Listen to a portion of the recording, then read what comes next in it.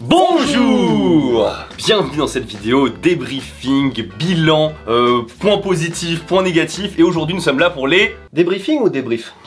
Points positifs. Monsieur chiant. On est en plein milieu de cette série des vidéos sur la Chine que vous appréciez particulièrement. Merci à vous, ça marche très bien. Avant d'aller plus loin, on va vous faire une vidéo spéciale débriefing dans laquelle on va aborder les points positifs d'un voyage en Chine parce que, figurez-vous, vous le savez, la Chine et le Japon, c'est deux pays différents. Non. Ouah. Mettons ça au clair tout de suite, je préfère. Non, c'est un pays tellement différent du Japon qu'il y a énormément de choses à dire. Et que ce soit positif ou négatif, c'est ça qui fait ça, qui rend ça intéressant en fait. Clairement. De voyager en Chine. Et donc là dans cette vidéo on va vraiment aborder les points positifs, mais surtout par rapport au Japon, parce qu'on a toujours cette image de Japon ultra en avance dans le pays d'Asie, tu sais, c'est un peu le numéro 1 tout ça. Alors que la Chine met un vent au Japon dans plein de domaines. C'est vrai. Plein de domaines. C'est vrai. C'est parti. Point numéro 1, on va en faire 10. Point numéro 1. Bonjour, je me présente, Jean-Michel Tutac, ranger du risque. Aujourd'hui, nous allons apprendre à nous défendre contre les 3 plus grands dangers du milieu naturel que nous appellerons la jungle. Danger numéro 1, les moustiques. Le moustique étant un animal de petite taille, il est nécessaire de se munir de mains. Démonstration. Le moustique est décédé. Danger numéro 2, l'ours brun des montagnes. L'ours brun étant un animal plus volumique, il est nécessaire de faire de plus grands gestes. Ours brun neutralisé. Danger numéro 3, à ne pas sous-estimer également les virus. Démonstration. Vous êtes dans la jungle sur Netflix, mais vous êtes également sur un wifi public. Danger. Premier réflexe, activez NordVPN. NordVPN est là pour vous protéger en toute situation, en cas de jungle forestière, en cas de jungle urbaine. Il vous protège. Effectivement, NordVPN vous protège des wifi publics de la jungle, mais aussi contre celles des des jungles urbaines, comme la Chine. Il sera là pour masquer votre adresse IP, pour crypter vos données et pour casser la gueule au virus. Ça sert aussi à regarder les derniers films disponibles sur Disney+, comme par exemple Avatar 2 ou Les Gardiens de la Galaxie 3. Et je ne vous en ai jamais parlé, mais il y a également NordPass, votre gestionnaire de mots de passe pour éviter d'utiliser le même entre par exemple son compte bancaire et son compte Facebook. Je sens qu'il y en a qui le font, hein? Est-ce que vous vous sentez un peu stressé maintenant que j'ai dit ça? Vous avez bien sûr toujours jusqu'à 6 appareils connectés pour faire croquer toute la famille ou bien faire l'égoïste avec vos 4 iPhones et 2 PC portables. Vous avez toujours jusqu'à 4 mois offerts sur tout abonnement de 2 ans, mais attention, c'est que jusqu'au 12 septembre, donc faut pas traîner non plus. Et c'est satisfait ou remboursé sous 30 jours, donc foncez, le lien est dans la description. Ça peut vous paraître étonnant, mais la Chine, du moins les rues chinoises, sont très calmes. Ouais. Et alors, c'est vraiment le point où tu t'y attends le moins quand même. Parce qu'on va en Chine et c'est vrai que les Chinois sont bruyants, d'accord? C'est un point négatif. Mais beaucoup d'endroits, notamment en ville, c'est extrêmement calme et extrêmement agréable de se balader dans les rues chinoises. On peut mixer ça en plus avec le fait qu'il y ait beaucoup de nature. T'as plein d'arbres, t'as plein de parcs. Oui, il y a beaucoup de marronniers. J'étais très surpris, je me croirais à Nogent-sur-Marne pour ceux qui ont la ref. Tu prends une photo, GeoGuessr, je mets pas Chine, hein. Ouais, non, c'est vrai. C'est vrai, tu mets pas Chine à cet endroit, et encore moins Shanghai, tu vois. Ça c'est un truc qui nous manque à Tokyo, où vraiment, au contraire, ils sont en train de couper les derniers arbres qui restent pour faire que du béton. Alors qu'en Chine, t'as l'impression que t'as des rues qui sont vraiment plus aérées, c'est agréable. Alors, pour ceux qui défendent le Japon, oui, il y a des quartiers où il y a des arbres comme ça, c'est les quartiers de luxe, là où ils habitent tous les riches, là. Il y en a, mais c'est un quartier dans tout Tokyo, et après, t'as des parcs. Mais là, on vous parle vraiment d'avoir des arbres de part et d'autre de la rue avec des trottoirs. Ça, au Japon, bon courage pour en trouver. C'est un bon point. Et justement, transition calme et pas polluée. Pourquoi? Ça, c'est un truc qui m'a énormément marqué. On est resté 3 jours là-bas. Tous les jours, je le disais au moins 8 fois. Ils ont tous des scooters électriques. On a cette image des pays d'Asie, tu sais, un peu moins développés que le Japon, il y a plein de scooters dans tous les sens, ça fait un brouhaha pas possible à cause du bruit des moteurs. Là-bas, tout est électrique, tous les scooters sont électriques et ça m'a tellement perturbé, je me suis dit, attends, je veux savoir c'est quoi le prix de ces scooters. C'est pas possible que tout le monde en ait comme ça, les premiers prix c'est autour de 3000-4000 balles pour avoir un scooter électrique, hein, donc 450 €. Ouais, je suis sûr il y a même moins cher si on charge bien. On va dire qu'à 1000 balles, t'as vraiment le truc trop bien. Un truc trop bien, en vrai c'est quelques centaines d'euros pour la plupart des scooters électriques et t'en as beaucoup, et t'as aussi beaucoup de voitures électriques. Tu m'avais dit à peu près, on dit quoi, 30? Je pense en ville, je pense pas loin de 30%. Ouais, c'est ça. En fait on les reconnaît facilement parce qu'elles ont des plaques vertes, alors que les voitures essence elles ont des plaques bleues. Donc tu vois tout de suite. Donc tu vois tout de suite, tu peux compter les véhicules. Et ouais, il y a facile au moins 20% voire plus de voitures électriques. Donc ça rend les rues encore plus silencieuses. Ça rend le pays un pas dans le futur. Loin dans le futur. Parce que moi je pense surtout aux gens tu sais, qui disent ouais mais renouveler tout le parc automobile de thermique à électrique, est-ce que c'est vraiment possible, gna gna gna. En Chine ils ont pas attendu. Hein. Alors certes leur électricité c'est beaucoup au charbon, mais une fois qu'ils ont résolu ce problème, d'un coup ils ont peut-être un pays où il y a quasiment va y avoir allez je pense d'ici 10 ans, ça va être 80% 80% des véhicules qui seront électriques. Majorité de voitures électriques. En fait, quand tu regardes les concessionnaires, c'est quasiment que des voitures électriques. C'est ça. Mais c'est vrai que là-dessus. Nombre de Tesla. Oh là là là là. La Tesla, c'est la Citroën, hein, franchement. Ouais. T'as l'impression que t'as la voiture chinoise électrique et ceux qui ont un peu plus de thunes, ils ont la Tesla. Ouais, c'est ça. Au-dessus des dire. Une transition intéressante avec ce phénomène du presque tout électrique, c'est que la Chine est un pays qui change très rapidement. Au Japon, il y a un truc qui m'énerve, c'est la lenteur avec laquelle les choses évoluent. Ouais. Même quand ils ont une super bonne idée et qu'ils sont ok pour le faire, ça met un temps fou pour avoir un... C'est horrible, c'est horrible. Alors qu'en Chine, hop, ça claque des doigts et t'as l'impression que du jour au lendemain, ça va construire... c'est ça. Ouais, non mais c'est sûr, parce que quand on a fait la route depuis l'aéroport jusqu'au centre-ville, on a vu un nombre de bâtiments en construction, enfin c'est hallucinant, tu vois. Il y a plus de construction de gratte-ciel rien que dans Shanghai que dans tout le reste de l'Europe par exemple. Ouais. C'est tellement une ville qui se renouvelle vite et depuis très longtemps, et mais c'est pareil pour toute la technologie en fait. Du jour au lendemain ils ont dit bah on arrête l'argent, on paye avec l'électronique, quasiment du jour au lendemain, tout le monde paye avec son téléphone, tu vois. Les transports en commun, enfin tout va très très vite, tout est très bien organisé. Quand tu es chinois, oui, on en reviendra pour voilà. Quand tu es chinois et que tu habites en Chine, tu peux tout faire très facilement et tout le monde vit avec son temps aussi. Il y a des mendiants, typiquement des mendiants qui sont vraiment en position de prière et dans leur petit chapeau, et ben c'est pas des pièces, ils ont leur QR code WeChat pour que les gens ils scannent et ça fait un peu Cyberpunk 2077 hein, bah mais il y a tellement, ils sont tellement passés de monnaie maintenant, on peut encore utiliser un petit peu de monnaie si on en a besoin vraiment si on est en galère, mais en général personne n'utilise. C'est pas compliqué de faire mieux que le Japon en termes de lenteur ou quoi, parce que vraiment moi tous les jours j'ai des exemples de ça là. Là ça fait une semaine, je suis en négociation pour acheter 15 meules de raclette là. On s'occupe de tout, hein. C'est-à-dire qu'ils ont juste besoin de donner le prix et de livrer les raclettes à l'aéroport. Le reste, tout est fini, on s'en occupe depuis jusqu'au Japon, jusqu'à la Suisse, machin, on récupère. Tout est fait. On n'arrive pas à avoir deux infos quoi, le prix et l'aéroport. S'il y a quelque chose où la Chine est vraiment, c'est marquant juste visuellement, c'est qu'il y a beaucoup moins d'uniformisation par rapport au Japon. Au Japon, vraiment, les styles vestimentaires, le style des gens qui se baladent dans la rue, alors oui, à chaque fois vous allez me sortir des exemples, ah oui, il y a 2-3 mecs excentriques, oui, il y a 2-3 mecs excentriques, mais sinon tout le monde est habillé de la même manière, quasiment. Et en Chine, waouh, c'est quel flow. Alors surtout, mesdames, je vais tousser. Oh, franchement, les chinoises, mais quel flow! Genre incroyable. Les chinois, bon, les chinoises, mais c'était impressionnant. En ville, ouais. Vraiment en ville, t'as l'impression que c'était la Fashion Week.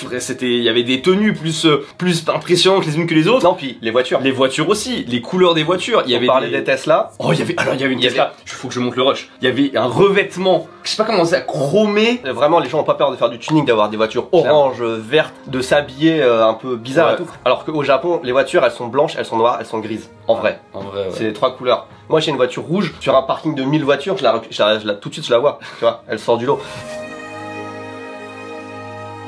Moi, il y a un aspect sur lequel la Chine bat complètement le Japon, c'est l'aspect voyage et découverte. Ça, c'est sûr. C'est très bien de voyager au Japon. La Chine, c'est 20 Japon, en fait, si tu veux. En superficie, en taille de superficie, en termes de tout ce que tu veux, c'est comme si tu avais plein de pays différents au sein du même pays. Déjà, nous, on était à Shanghai, mais il suffit que tu fasses 2 heures de voiture en dehors de Shanghai, ça n'a rien à voir. La ville, la campagne, c'est vraiment, ils sont même pas dans la même époque, tu vois, tellement c'est différent. Et puis la Chine, bah t'as des déserts de sable, t'as des déserts de glace, t'as des paysages de montagne. Enfin, franchement, que ce soit en termes de paysage, en termes de niveau social, en termes de tout ce que tu veux, de découverte de la Chine, c'est imbattable. Vraiment. Après, je pense au niveau mondial, au niveau mondial, j'ai du mal aussi à imaginer. Tu vois, je vois un peu les États-Unis aussi comme ça, où t'as un state égale un pays presque en termes de diversité. La Chine, c'est encore plus parce que t'as vraiment un niveau social, tu vois, où tu peux manger pour 1 euro à la campagne, des trucs comme ça. Enfin, et la bouffe est bonne aussi, c'est aussi un bon avantage. On va peut-être pas le dire, mais la bouffe est très très bonne. Mais franchement, d'un point de vue voyage, expérience, la Chine, ça met une race au Japon. Je pense que ce que recherchent les gens au Japon, c'est le truc un peu traditionnel, machin. Et ben c'est ce qui est en Chine en fait. Non, je suis pas d'accord pour le coup. Non, moi je suis, tu sais, tout ce qui est temple, tout ce qui est un peu culture. Non, c'est juste que les gens, en fait, les touristes qui viennent au Japon, non, il y en a certains qui viennent pour la techno, enfin, tu vois, pour la Akihabara, tu vois. Il y en a d'autres qui viennent pour la tradition, mais pour ceux qui veulent vraiment trouver la tradition, il faut sortir des grandes villes. En vrai, tu la trouves, hein, ta tradition. Non, mais c'est pas la tradition de là-bas, t'as la tradition de il y a 200 ans au Japon, comme tu l'images, le Japon Edo, médiéval, le machin. Ça existe encore en Chine. Ok. Tu as un peu abordé le point, mais le prochain point que je vais faire, c'est les prix. La bouffe au Japon, c'est pas cher. Mais la bouffe en Chine, qu'est-ce qui s'est passé ? Et en plus, le pire, c'est qu'on en a déjà parlé, mais c'est dans les mêmes endroits, dans le sens où c'est au Combini, dans la même enseigne qui s'appelle 7-Eleven. Le bento, au lieu d'être à 500 yens, il est à 150. il est à 150. Qu'est-ce que tu veux faire? Et en plus, le pouvoir d'achat en Chine est pas si non, cher non plus. c'est ça. Oui, ça aussi, c'est un truc qu'il faut dire, parce qu'il y a les Français, je suis sûr, ils ont encore l'image du Chinois qui travaille une journée pour avoir un bol de riz, tu vois. Bon, les gars, il va falloir changer d'image. Hein. Je vous le dis tout de suite, c'est fini. Hein. Ils ont une meilleure bagnole que vous, ils ont une meilleure vie que vous.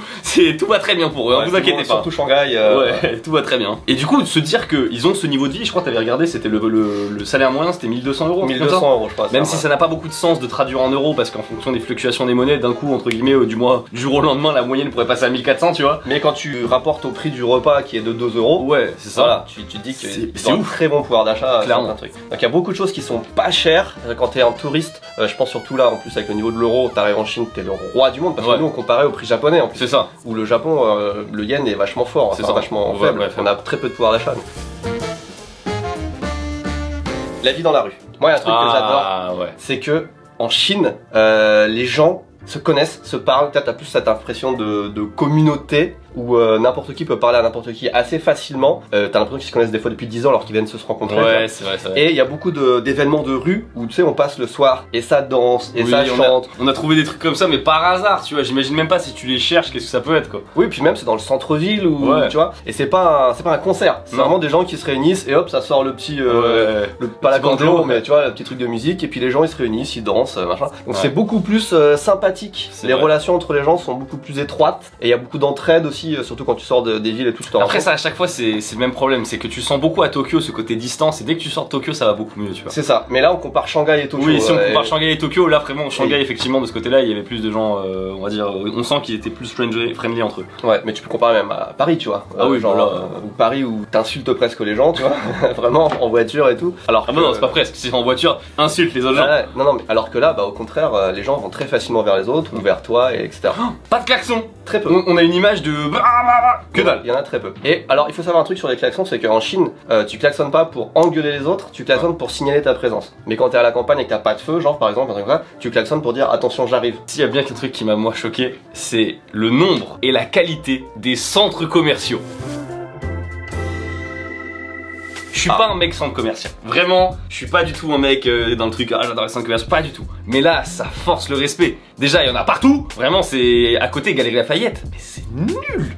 Ah ouais, non mais enfin, 11 étages, des vrais étages de 12 km de large là. Enfin je veux dire, dites-vous, c'est même pas une vidéo, un truc où on peut se dire allez petit défi, on teste 2 restaurants à chaque étage. Non, on meurt. Il y a tellement de trucs, en plus je sais pas si t'as vu, tous les restaurants ils avaient des designs trop stylés. Tu peux passer ta journée je pense dans un centre commercial sans te faire chier. Ton week-end. Sans te faire chier, t'as plein de trucs, des petites activités, des bornes de jeux par-ci par-là, enfin vraiment tu peux, et c'est pour toute la famille, aussi bien pour les enfants, pour les adultes. Tu peux acheter aussi bien un paquet de lessive qu'une voiture. En fait, les centres commerciaux sont quand même un peu partout pareil dans le monde entier. C'est les mêmes. Et même en Chine, il y a beaucoup de marques qui sont similaires. Mais il y a quand même plein de trucs à découvrir. T'as au moins la moitié, voire plus des enseignes qui sont des enseignes typiquement chinoises. T'as beaucoup de trucs à découvrir. Ce qui me fait plaisir, quand on arrive en Chine, comparé au Japon, c'est qu'il y a très peu de règles. Et encore une fois, c'est l'image, c'est le pays communiste et tout, où les gens doivent respecter avec leur passeport à points, les machins, c'est les images qu'on a. Il dit ça, mais c'est surtout pour une raison. Pour le drone. Ouais. Le drone, c'est un enfer. Cet homme veut rentabiliser son drone. Non, mais il n'y a pas mieux que de faire des plans en drone quand t'arrives dans un endroit stylé. Et au Japon, tu prends des risques, tu peux même risquer la prison si ton drone il est pas enregistré et tout. Enfin, c'est vraiment excessif. Alors qu'en Chine, tout le monde s'en bat les couilles en fait. Tu sors ton drone, n'importe où, au-dessus d'un truc de l'UNESCO et tout. Et les gens, ils viennent te voir, ils sont contents, ils veulent regarder les images, ils veulent participer au truc et tout. Jamais t'as quelqu'un qui va te dire non, c'est interdit Enfin, tu peux en avoir évidemment, mais. Tu te souviens, nous, au Japon, dans le fin fond de la campagne, le mec il voulait pas. Non, mais oui. Le fin fond de la campagne. Il y a rien autour, il n'y a pas une seule habitation, enfin une seule maison. Mec, non, c'est-à-dire qu'au Japon, même dans un endroit où c'est autorisé, où t'as le droit, où t'es pas au-dessus des habitations, où t'es pas en ville, où ton drone il est enregistré, t'as quelqu'un qui peut venir te faire chier pour te dire ah bah non, pas de drone ici, tu vois. Alors qu'en Chine, c'est tout le contraire. Mais je dis pour le drone, mais pas que ça en fait. Tu vois, au Japon, dès que t'arrives quelque part, t'as plein de panneaux qui t'accueillent pour te dire attention, ne faites pas ça, ne faites pas ça, ne faites pas ça, ne faites pas ça. Quelle ironie parce que c'est à cause des Chinois qu'il y a autant de trucs parfois. Ouais, c'est vrai. Alors qu'en Chine, t'as pas ça.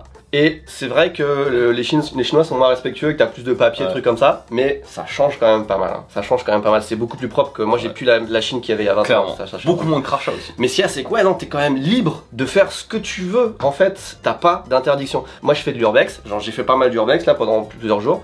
Tu sais que personne va rien te dire en fait. Tu rentres dans un endroit abandonné, c'est abandonné. En fait, tu vois, les gens, s'ils te voient, ils viennent, ils discutent avec toi, qu'est-ce que tu fais, pourquoi t'es là, t'aimes bien, etc. Alors qu'au Japon, t'es toujours un peu en tension parce qu'ils peuvent appeler la police. Voilà, non mais c'est... Pour rien, hein. La police elle va dire, bah, faites pas ça. Pourquoi? Faites pas ça, mais ça appartient à personne. Tu vas dans un restaurant au Japon, tu veux manger un steak, tu dis est-ce que vous pouvez me rajouter un œuf dessus? Ah ouais, ils vont te dire, ah bah non, je peux pas, c'est pas sur le menu. Le mec il a son œuf là, il a juste à le cuire, à le mettre dessus. Ouais, ça je suis même je me dis, charge-moi 5 € de plus, je m'en fous. Mais alors ça je suis d'accord, mais ça, encore une fois, c'est vraiment propre à Tokyo. Non, même hors dehors de Tokyo, quand c'est des restaurants avec des menus stricts et que c'est pas le propriétaire. Ah oui, quand c'est pas le propriétaire, je suis d'accord. Ils ont plus de flexibilité. Mais en même temps, qui peut être moins flexible que la société japonaise? Mon vol de retour. Ouais. J'étais sur la compagnie japonaise Peach. Ouais. Là, les 3/4 de l'avion étaient vides. Il y avait des rangées vides. Donc, je veux m'allonger sur une rangée vide. Elle me dit non, il faut rester à votre siège, s'il vous plaît, monsieur. Ils ont des rangées vides et il faut que tu restes sur ton siège qui ne s'incline pas d'un seul degré pendant tout parce que tu peux pas utiliser la rangée parce que c'est pas que pour le décollage. Parce que pour le décollage, toutes les compagnies font ça. Non, c'est pour même pour le long. Ah oui, d'accord. Bref, c'est les compagnies, tu vois, qualité. Mais en fait, je comprends aussi pourquoi elle te dit ça, parce qu'elle a peur qu'elle se fasse engueuler parce qu'on lui a dit ça. Mais du coup, pourquoi? Je suis sûr que tu lui demandes la raison, elle sait pas. Hein. Si, c'est pour la répartition du poids dans l'avion. Et pour finir, ça c'est un point personnellement à nous, quelle bouffée d'air frais d'aller en Chine pour faire du contenu, voilà, vraiment le moindre truc peut devenir une vidéo. Non, il y a tellement de choses à voir, à découvrir. En plus, quand nous au Japon, on découvre moins, donc on n'est pas là. Enfin, il y a des trucs qui peut-être pour vous sont des fois incroyables, alors que nous c'est des trucs qu'on voit tous les jours, donc on s'arrête pas dessus. Alors qu'en Chine, dans la rue, t'es là, oh putain, c'est incroyable, t'es boum boum boum. Et pour faire du contenu vidéo, c'est beaucoup plus intéressant parce que on découvre en même temps que vous en fait. Ça. Tout ça pour dire qu'il y a une vidéo en réponse à celle-là qu'on va se faire nous-mêmes, parce qu'il y a aussi beaucoup de points négatifs, voire insupportables en Chine. Les deux pays sont bien, mais on va essayer d'équilibrer la chose. Ça va être dans quelques semaines. En attendant, la série Chine continue. Il y a encore deux trois petites enseignes que vous avez à découvrir avec nous. Et n'hésitez pas, si vous aimez ce contenu, à vous manifester dans les commentaires. Peut-être le prochain pays qu'on va faire, à vous de nous le dire. Ah ouais, c'est vrai, est-ce que vous voulez voter pour le prochain pays, même si on a déjà décidé. Sur ce, merci beaucoup d'avoir regardé cette vidéo, n'hésitez pas à lâcher un pouce bleu et à vous abonner. On vous dit à la prochaine, tchuss. Je l'ai fait lentement parce qu'il y a des gens qui râlent quand je le fais trop vite apparemment. Et je vais le dire lentement aussi, n'oubliez pas la collection rouge sur la boutique T'avais Louis. Merci. Rouge avec la Chine en plus. Oh, le communisme, j'adore.